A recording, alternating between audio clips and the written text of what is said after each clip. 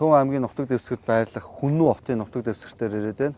Бидний шинэ нисэх буудал манай бол ард харагдаж байна. За яг одоо энэ ч бас онгоц газартах гад явж байна. Төв аймгийн Сэргэлэн сумын газар нутаг шинэ нисхийн бүс нутаг дээр 2024 онд их хурлаар Хүннүү хотын эрх зүйн байдлын тухай хуулийг бол баталж Хүннүү хотыг бол 31 мянган га газар дээр шинэ ухаалаг байгаль орчинд ээлтэй шинэ нисэх буудлыг бол дагсан олон улсын дамжин өнгөрөх байрлал бүхий ийм газар дээр хот байгуулъя гэдэг ийм шийдвэр гаргаад засгийн газраас хэрэгжүүлээд явж байгаа. Улаанбаатар хотоос Хүннүү хотын эрх зүйн байдлын тухай хуулийн дагуу хамтран ажиллаж тодорхой шийдлүүдээр нь бол дэмжиж үйл ажиллагааг бол уялдуулж ажиллаж байгаа. За өнөөдөр тус байрал дээр ирж бид нар ямар асуудлуудаар яриваг бол 2021 оны засгийн газрын тусгай хэрэгцээнд авсан газрын асуудал дээр газар чөлөөлтийн бас тоо статистик зөрж байгаа чөлөөлтийн ажлуудыг эхлүүлэх ажлууд бас яригдлаа. Энэ дээр бас Төв аймгийнхаа газрын албатай бол хурлуудыг хийж ойрын хугацаанд бол шийдвэрлэхээр ярилцлаа.